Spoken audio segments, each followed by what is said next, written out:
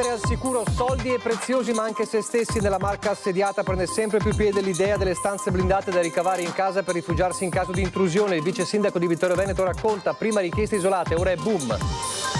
Intanto le razzie continuano, ultimi colpi a Oderzo e soprattutto Valdobbiadene, i malviventi immortalati anche dalle telecamere di sorveglianza.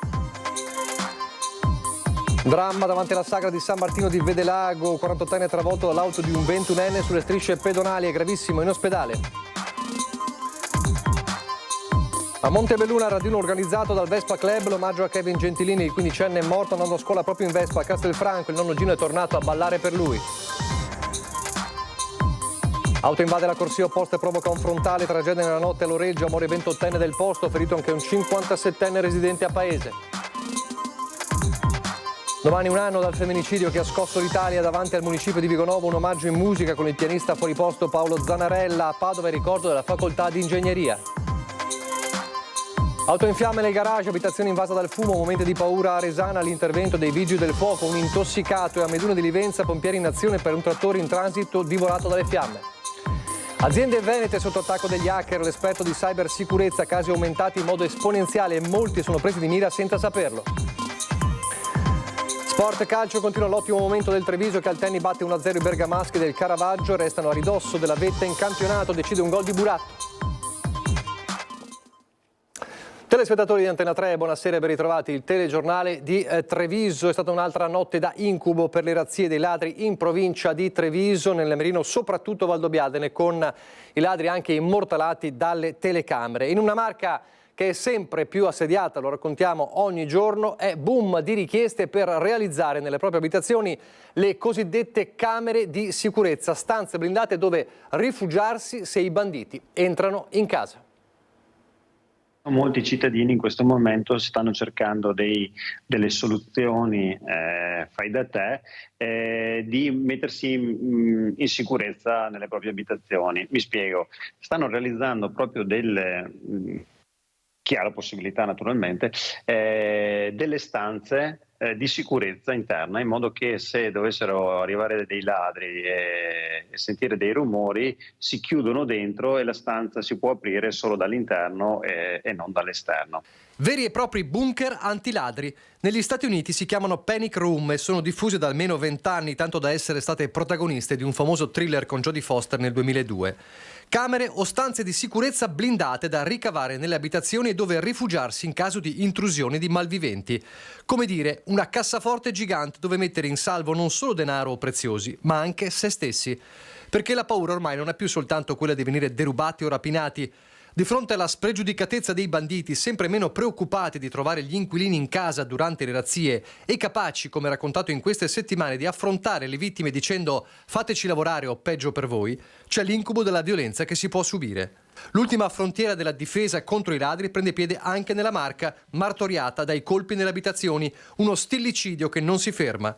Ultimi raid in ordine di tempo a Oderzo, un'abitazione di via Pigozzi con gioielli e denaro spariti, e soprattutto a Valdobbiadene. Nel Merino diverse abitazioni come testimoniano le immagini delle telecamere di sorveglianza delle case che hanno catturato i malviventi in azione. Particolarmente colpite la località Ron e San Vito, razzie tra via San Floriano, via dei Berti e via Val, dove sono stati visti 3 uomini incappucciati e armati di coltello. Armati, quindi pericolosi. Ecco allora il vice sindaco che a Vittorio Veneto, solo uno dei tanti comuni colpiti dall'assalto dei predoni, racconta di richieste in aumento esponenziale per le camere di sicurezza. Se questo era un caso isolato che succedeva magari una volta ogni 1000 richieste edilizie, adesso è un fenomeno che sta aumentando e che dà anche proprio un chiaro segnale di quanto i cittadini si sentano non più al sicuro all'interno della propria abitazione. È un tema che adesso stiamo affrontando perché dal punto di vista molto banalmente edilizio non è di facile normativa, perché in questo momento non c'è una stanza di sicurezza. Come viene normata una stanza di sicurezza in un'abitazione privata? Già, perché il problema è duplice. Da una parte i costi consistenti, anche se sicurezza e serenità sono esigenze per le quali molti sono ormai disposti a spendere quello che possono.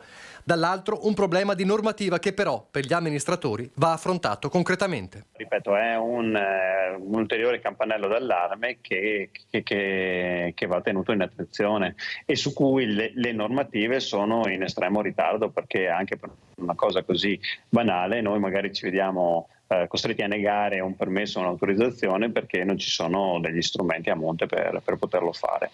Però è un tema nuovo e che sta andando avanti soprattutto nella nostra zona.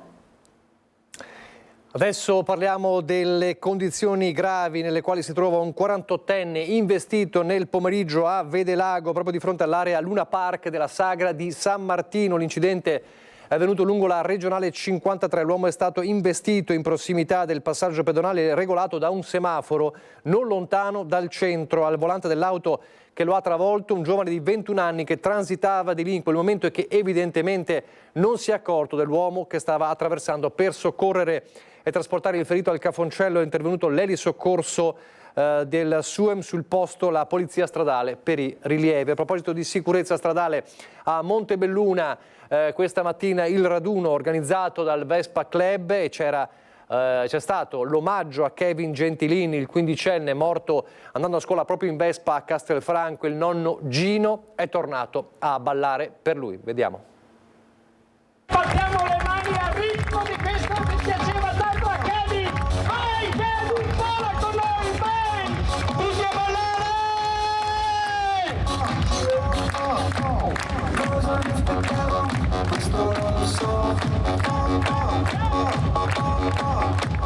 Al raduno delle Vespe di Montebelluna, attorniato dagli amici del club di Resana, di cui fa parte tutta la famiglia, Gino si è scatenato nel ballo sulla musica techno che il nipote tanto amava, come aveva fatto il giorno del funerale. Immagini che hanno ottenuto milioni di visualizzazioni su portali e social e che hanno scosso le coscienze. Ho avuto un grande onore vivere questi 15 anni con questo mio angelo custode.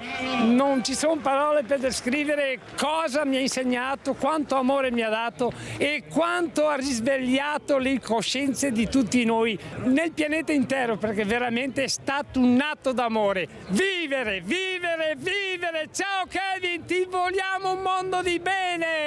In più di 1000 a Montebelluna, oltre 100 arrivati da Resana sulle Vespe, l'omaggio a Kevin in piazza allo striscione per ricordarlo. Merita questo e altro perché è una cosa d'amore, veramente, d'amore. Nonno Gino si fa abbracciare, stringe mani, firma la petizione per chiedere l'intervento della politica a favore dell'airbag per le moto. Al raduno, a cui sono presenti anche Christian e Silvia, i genitori di Kevin, doveva esserci l'amato nipote. Lui è con me, ci dice. Ormai siamo un'unica anima, siamo io e lui in un unico corpo, questo mi sento di dire, ma veramente mi sento di dire questo, siamo in un unico corpo, io ce l'ho vicino a me, incredibile, ma bisogna viverle queste cose, bisogna viverle, incredibile. E andare avanti. Ma guai, perché nulla muore, no. Dobbiamo partecipare per lui perché non era facile venire qui, comunque ce l'abbiamo fatta e il nostro grande l'abbiamo portato in palmo delle mani. Il nonno Gino è forte, ha uno spirito molto positivo, dai. Si parla anche di sicurezza oggi, ha visto nei gazebo, cosa ne pensi? Sì, ho fatto anch'io la mia firma, ho fatto la mia parte. Speriamo che riusciamo a cambiare, dai. Trovare la forza di andare avanti, avere nonostante tutto parole di speranza. Grazie di Maggioretto, ragazze siete fantastiche, grazie.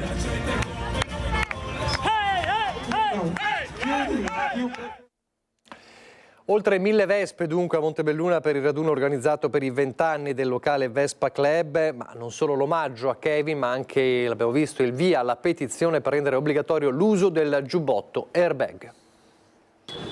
La vita è importante, la vita soprattutto dei nostri figli è importante. Abbiamo voluto e detto di usare i giubbotti, i calterifrangenti, alta visibilità e siamo qua per fare una promozione forte, ma dico forte, per quanto riguarda il giubbotto airbag. Da 2 giorni del raduno delle Vespe a Montebelluna diventa momento di impegno sul fronte della sicurezza stradale, non solo per la dedica a Kevin, morto a 15 anni, una mattina come tante, proprio in sella alla sua Vespa, ma anche per la petizione che in poche ore raccoglie 300 sottoscrizioni. Come dico sempre io, purtroppo la vita è come un fiammifero.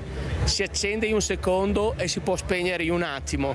Quindi quello che voglio dire io a tutti i vespisti, vorrei che nessun'altra famiglia piangesse il proprio figlio, il proprio caro per uno sventurato incidente. Questo è un momento sicuramente di festa per il Vespa Club di Montebelluna, ma credo sia anche un momento di riflessione. È bello andare in Vespa, è bello andare in moto, vi parlo da vespista. Purtroppo c'è sempre un problema enorme di sicurezza stradale. La raccolta firme per dare obbligo ai motociclisti di usare l'airbag.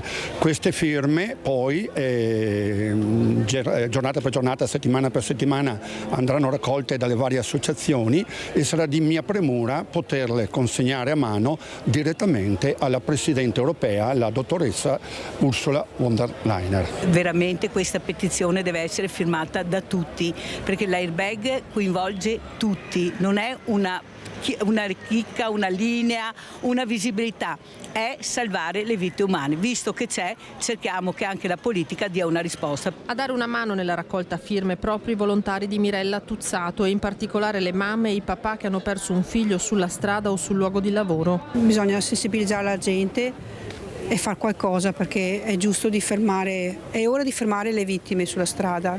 In qualche modo bisogna essere più responsabili e non pensare che non tocchi mai a noi. Siamo qui con la nostra associazione, siamo qui con Mattia ad urlare ancora una volta basta morti sul lavoro nella piazza di Montebelluna, la piazza della nostra città, quindi speriamo di avere un riscontro positivo.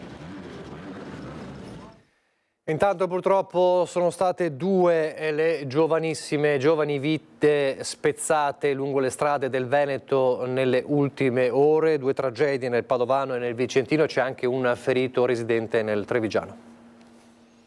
Il terribile impatto quasi frontale, un'auto che si ribalta sulla carreggiata, l'altra che termina la sua corsa fuori strada. È costato la vita a un giovane di origini marocchine di appena 28 anni, Aniwi Ayoub. Il gravissimo incidente è avvenuto in tarda sera a Loreggia, nel Padovano, lungo la strada regionale 307 del Santo. Una vittima e 3 feriti, dunque, il pesantissimo bilancio. Poco prima delle 22 il violento scontro tra una Nissan Qashqai, condotta da una 57enne albanese residente a Paese, e una Volkswagen Golf diretta a Castelfranco, al cui volante c'era un 41enne marocchino.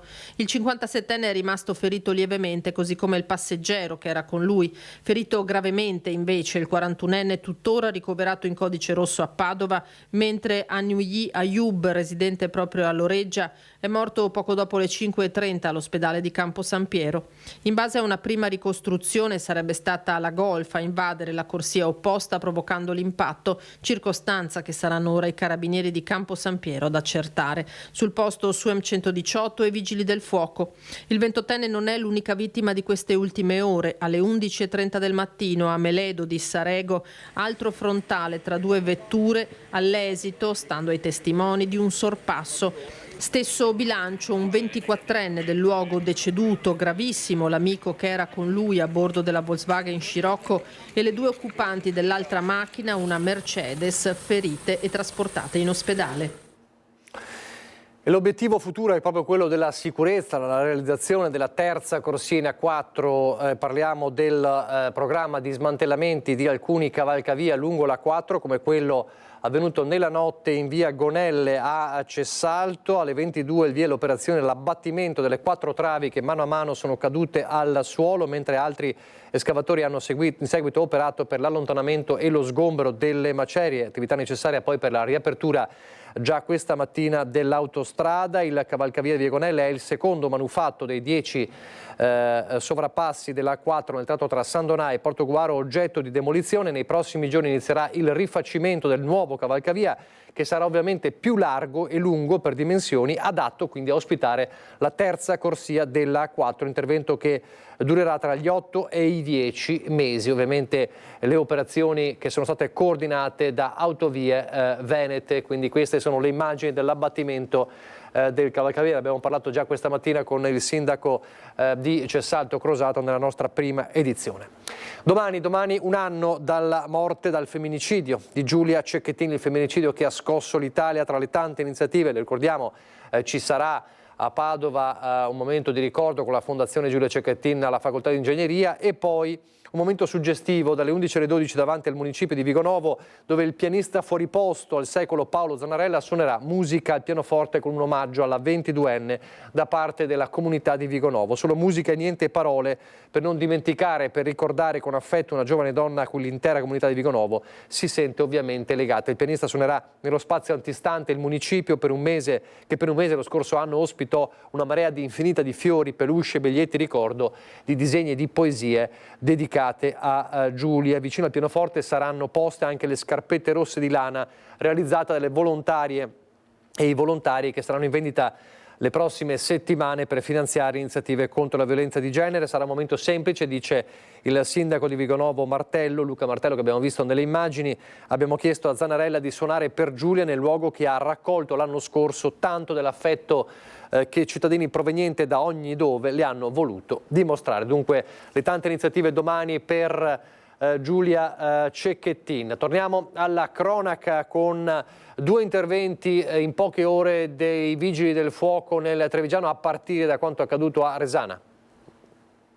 Prima le fiamme e poi il fumo che esce dal garage, l'allarme nella notte poco prima delle 3. Panico nell'abitazione, uno degli inquilini sceso a vedere cosa sta succedendo rimane intossicato dal fumo. Sono stati momenti di paura in via Piagnon a Resana. Ad essere divorata dalle fiamme un'auto parcheggiata all'interno del garage. Fuoco spento dai vigili del fuoco arrivati con una squadra da Castelfranco, mentre la persona intossicata è stata portata in ospedale per gli accertamenti. Le cause dell'incendio sono al vaglio dei tecnici. Successivamente i pompieri hanno provveduto all'aerazione dei locali e alla messa in sicurezza dell'abitazione. Le operazioni di soccorso sono terminate alle 7:30 del mattino in via di quantificazione i danni alla casa. Non l'unico degli interventi dei Vigili del Fuoco. Solo qualche ora prima gli uomini dei distaccamenti di Motta di Livenza e Pordenone erano giunti a Meduna di Livenza per l'incendio di un trattore in transito lungo la strada. Con un'autopompa e un'autobotte hanno spento le fiamme che oramai avevano completamente avvolto il mezzo agricolo, danneggiandolo irrimediabilmente. Fortunatamente in questo caso nessuno è rimasto ferito. L'incubo di molte aziende venete della marca trevigiana ha la forma degli hacker, i pirati informatici. Il business è quello dei dati rubati e poi rivenduti. Sentiamo cosa dice un esperto di cybersicurezza.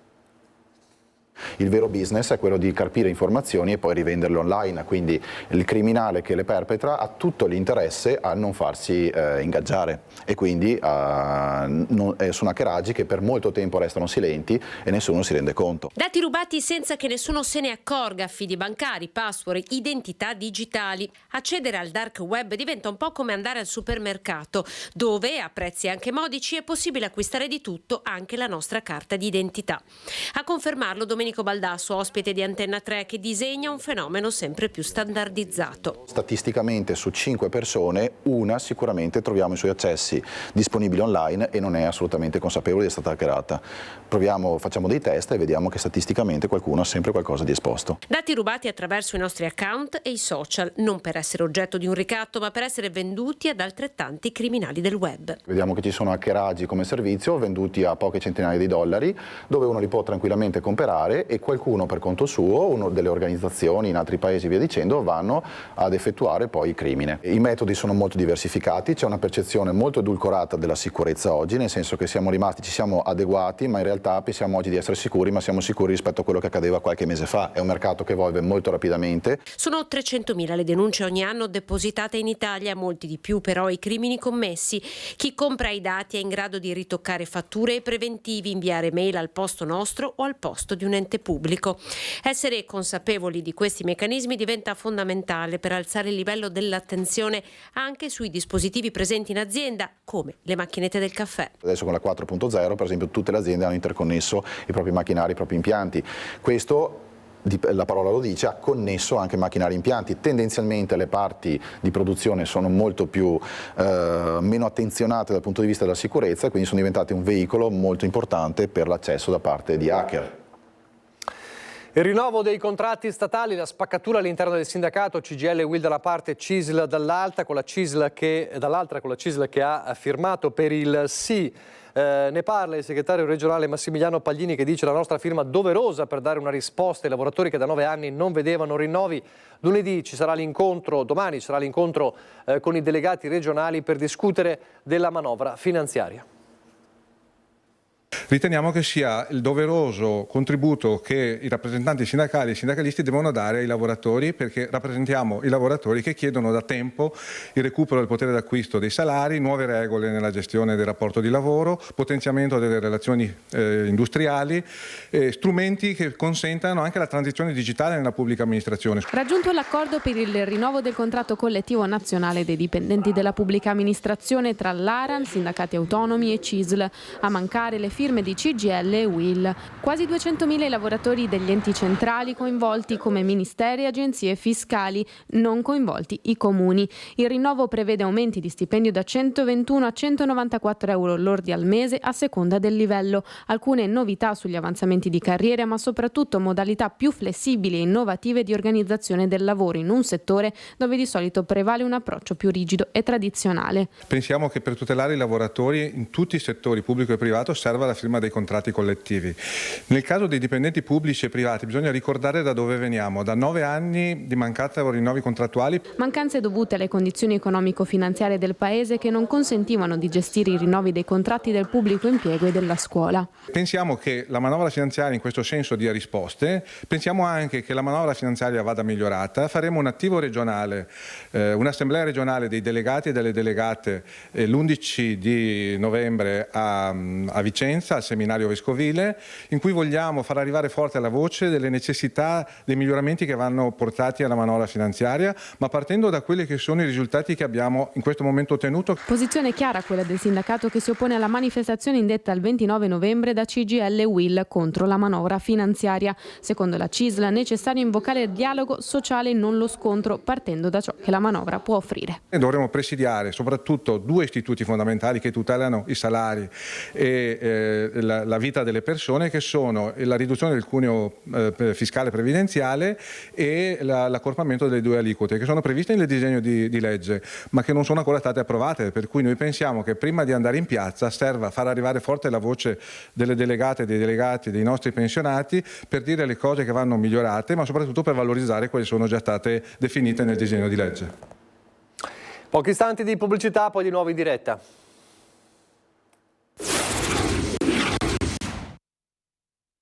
Rieccoci in diretta con il telegiornale di Treviso. Ripartiamo da uno sportello informativo ma anche operativo a Borgo Mazzini a favore degli anziani, che partirà dal 26 di novembre. Lo chiamano portierato sociale e l'obiettivo è quello di replicarlo anche nei quartieri. È il servizio a favore degli over 65 in partenza il 26 novembre nella sala Agorà dell'Isra di Borgo Mazzini. Uno sportello informativo ma anche operativo per dare una mano alla fascia più matura della popolazione. Nelle piccole cose, scaricare referti medici oppure lo SPID sullo smartphone, accedere alle varie iniziative, o in quelle più significative come le pratiche d'accesso alle residenze per anziani, a promuovere lo sportello Isra e Antea. E questo ritengo sia un mezzo per ritornare all'aggregazione, perché uno dei rischi che abbiamo oggi è che gli anziani sono soli, vivono da soli, e questa solitudine li porta ad avere scarse relazioni sociali. Arriva la depressione, e la depressione è uno di quegli elementi purtroppo che alcune volte vanno a scatenare anche la demenza. La popolazione è peraltro sempre più anziana. Nel 2043 gli over 65 in Veneto saranno il 34% del totale, con una crescita esponenziale anche degli over 85, che a oggi sono quasi 3.500. Oggi mantenere gli anziani autosufficienti aiuta tantissimo i servizi e aiuta la persona. Creare un unico punto, ecco il portierato sociale, dove l'anziano o il caregiver insieme all'anziano si recano per raccogliere informazioni è già un grosso punto di partenza. Cominciamo a lavorare in prossimità, portando i servizi più vicini al cittadino. È un po' sperimentale, ci crediamo, ci siamo affidati alla competenza di ISRA e di Anteas che nel territorio vivono, ma io immagino che possa essere un servizio non solo replicabile, ma anche che può crescere anche grazie ai bisogni che rileviamo attraverso i cittadini che frequenteranno questo portierato sociale. Una sorta di Google per gli anziani, lo ha definito il sindaco Mario Conte, non digitale evidentemente, ma analogico, anzi umano. Lo sportello sarà aperto 4 giorni la settimana, le mattine del martedì e del giovedì, i pomeriggi del mercoledì e del venerdì. Allo sportello volontari con specifiche competenze, ma non solo. Abbiamo scoperto per esempio che avere un legale in ufficio che viene settimanalmente aiuta le persone anche sul versante legale, perché molte volte uno o va in uno studio e apre una pratica con uno studio di avvocati, oppure trova informazioni da noi che non gli costano niente perché l'avvocato è gratuito, ma alla fine si fa un'idea se deve o no fare determinate cose in un certo modo. Ma la presa di responsabilità verso gli anziani, molti quelli che vivono soli, deve essere collettiva, conclude il presidente Michelon. Se su un condominio tutti adottano un anziano o 2 anziani, ecco, il lavoro diviso in tanti pesa meno per tutti ed è un lavoro fondamentale per tenerli nella loro residenza e farli sentire anche importanti. La sanità, andiamo all'ospedale Cafoncello dove è stato donato un ecografo di ultima generazione. Oggi abbiamo avuto questa donazione dell'ecografo intraoperatorio per la neurochirurgia, grazie proprio alle donazioni. La donazione del nuovo ecografo di ultima generazione è stata accolta con gratitudine dal direttore generale Francesco Benazzi durante una cerimonia a Villa Carisi. Numerosi benefattori, tra cui la Latteria Montello, l'Associazione Nazionale Anziani e Pensionati, ANAP di Confartigianato Imprese Marca Trevigiana, gli Alpini di Giavera del Montello, oltre all'associazione Vita C. Grazie a loro è stato compiuto un significativo passo avanti per la neochirurgia dell'ospedale Cafoncello. Per i pazienti questa donazione rappresenta un giorno di speranza. Un giorno di speranza perché Vita C vuole lanciare questo messaggio. Con la diagnosi non finisce la vita, anzi inizia una vita nuova. Il nuovo ecografo del valore di quasi 140.000 euro, ma acquistato grazie a uno sconto e alla generosità di vari benefattori per 97.500 euro, sarà utilizzato in sala operatoria per il trattamento dei tumori cerebrali, in particolare il glioblastoma. Ogni anno la neurochirurgia cura numerosi casi di tumori cerebrali. Solo in un anno 200 casi, quindi è un fenomeno molto frequente, quindi queste strumentazioni associate alla professionalità dei medici fa sì che i pazienti possono sperare in una nuova vita. Questo strumento all'avanguardia permette l'imaging ecografico in tempo reale, consentendo ai chirurghi di eseguire resezioni più sicure e precise, preservando le aree cerebrali vitali. Ti dice esattamente come si sta modificando la posizione della malattia, quanto hai tolto o puoi togliere ancora, quindi per la qualità delle terapie che riusciamo a fare è sicuramente un vantaggio enorme. Un'area coperta di oltre 1000 metri quadrati e 300 metri quadrati esterni dove poter allestire e organizzare feste e iniziative. È stata inaugurata oggi la nuova struttura polivalente all'Ovadina di Spresiano. Il centro sarà a disposizione delle associazioni del territorio e conterrà una nuova piattaforma per lo skating spresiano. Un'opera attesa dai cittadini, costata 900.000 euro. Grazie al contributo del Ministero dell'Istruzione la struttura da oggi sarà a disposizione del territorio. Alle cerimonie lo vedete presenti il sindaco Marco Della Pietra e gli esponenti dell'amministrazione comunale. Il sindaco ha detto che la struttura è un orgoglio per l'amministrazione che porta a casa un'importante opera pubblica che si va a sommare ad altri interventi già realizzati e alcune opere ancora in itinere. In questo territorio ci sono oltre 10 milioni di euro di opere pubbliche che stiamo terminando, dice Della Pietra, o che abbiamo appena concluso, come quella che stiamo inaugurando oggi. Un centro che disporrà, come dicevamo, di una pista di pattinaggio regolamentare, ma potrà essere a disposizione anche di altre discipline sportive, culturali e ricreative di Spresiano. Questa mattina a San Bugà di Preganziola, rievocazione storica di San Martino, tradizione ormai da 15 anni nella frazione, presenti anche il vescovo di Treviso Monsignor Michele Tomasi, la sindaca Elena Stocco e alcuni consiglieri provinciali come Raffaele Freda, delegato all'edilizia scolastica, un copione a cura del 20enne Enrico Lanza, il copione della rievocazione storica. La madre Cinzia Cavasin ha curato la regia e la organizzazione con 45 figuranti. Sentiamo le sue parole. Oggi abbiamo realizzato la storia di San Martino, del paese di San Bugè, è il nostro patrono, e abbiamo cercato di realizzare questo spettacolo con la storia che narra da quando Martino era bambino a quando Martino è morto.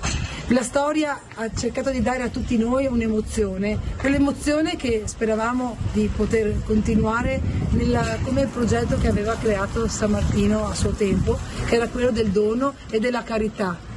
Ci sono state delle immagini forti come la guerra, che purtroppo non è sicuramente una cosa bella, ma anche attraverso quella abbiamo cercato di sensibilizzare i nostri bambini, i nostri ragazzi, che non è un gioco, che è una cosa brutta, ma bensì pensiamo solo all'amore. Ringrazio tutti quanti per questa bella collaborazione, che siamo ancora emozionati. Grazie. Complimenti dunque all'organizzazione della rievocazione storica di San Martino. A Zero Branco invece 150 bambini hanno preso parte alla piantumazione di 300 nuovi alberi.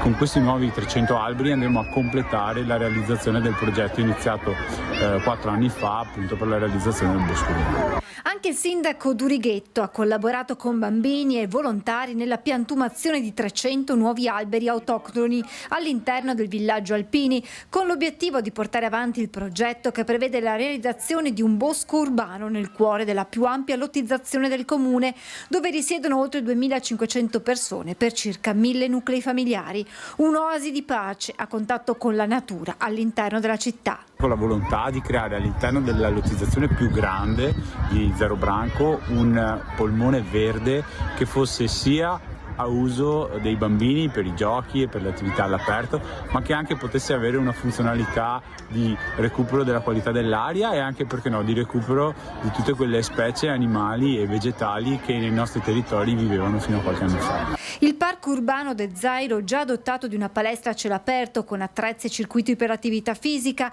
aree mantenute a prato per favorire le fioriture per le api, giochi per bambini e un'area sgambatura cani, intende promuovere un nuovo approccio alla tutela ambientale e al verde urbano, considerando gli alberi non un semplice arredo, bensì una vera e propria infrastruttura verde per la comunità.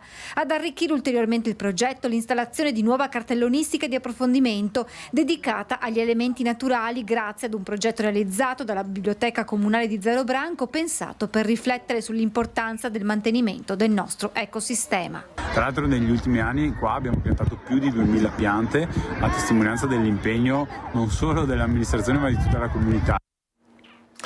Siamo allo sport con il calcio e il momento felice del Treviso che ha battuto al Tenni i bergamaschi del Caravaggio per 1-0, un gol di Buratto al 48esimo della partita, quindi appena all'inizio del secondo tempo, dopo un primo tempo complicato, insomma un primo tempo a reti inviolate contro un avversario ostico, anche perché i bergamaschi del Caravaggio si trovavano proprio a ridosso della posizione in classifica del Treviso. 1-0, gol di Buratto, è rimasto il vantaggio per tutta la partita. I biancocelesti di mister Fabrizio Cacciatore hanno mantenuto il vantaggio, portando a casa 3 punti che portano il Treviso a 27 punti e un Treviso che resta in scia delle 2 prime della classe, cioè Campo d'Arsego e Dolomiti Bellunesi, che restano appaiate in testa, ma appunto subito dopo c'è il Treviso che adesso nel suo ruolino di marcia può contare su 8 vittorie, 3 pareggi e soltanto 2 sconfitte, quindi la vittoria del Treviso sul Caravaggio al Tenni. E dedicato allo sport è anche il consueto servizio storico della domenica sera. Come sempre il nostro Lucio Zanato va a ripescare qualche servizio dallo straordinario archivio storico di Antenna 3. Ieri abbiamo raccontato come uno degli insigniti del Totila d'Oro, la massima onorificenza della città di Treviso, è stato il campionissimo capitano per 11 anni del Benetton Basket Riccardo Pittis, uno dei tanti nomi che hanno contribuito al mito Benetton insieme a Massimo Iacopini, Tony Kukoc e anche Vini del Negro. Ebbene, proprio sul fuoriclasse italo-americano è dedicato il servizio della rubrica domenicale dedicata alla nostra storia. Torniamo al 1991 quando Vinny divenne Vincenzo.